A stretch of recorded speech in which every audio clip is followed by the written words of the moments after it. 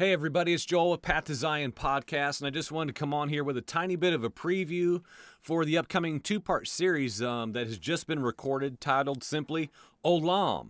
Olam is a Hebrew word that can mean many things, but primarily we could narrow it down to perpetual, ongoing, forever, and in perpetuity. And while a lot of people, Bible scholars, or just simple people like you and I, have tried to understand how Yahweh God has dealt with mankind throughout the entirety of humanity, this timeline of history, and in Christendom, a lot of people with good intentions have tried to compartmentalize covenantal time periods with certain individuals. And we try to dispensationalize how Yahweh works amongst humanity. Now, while that's well and good and fine, I'm going to propose in this series that perhaps in our attempt to do that, we've kind of lost the whole point of the entirety of the plan that is in place and ever unfolding as generation to generation come and go.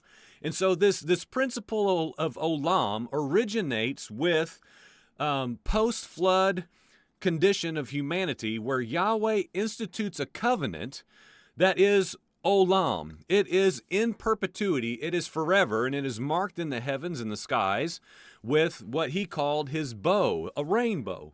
And I start off this series with just posing this consideration. Would any of you consider that that covenant is not for you? That was a covenant for a segregated amount of people that is just not applicable to us?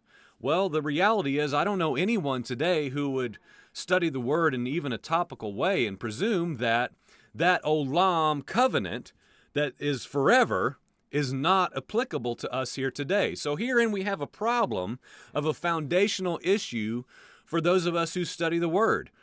Does Olam mean in perpetuity or not?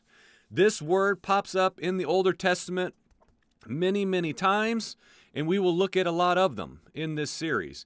And so I just want to invite you to listen, to watch, and to study along with us about this mysterious Hebrew word Olam. You can find it at pathzion.com in audio form only, and of course it will post here in a two-part series on YouTube. So I invite you to come watch as we learn about this Hebrew word in perpetuity, forever, Olam.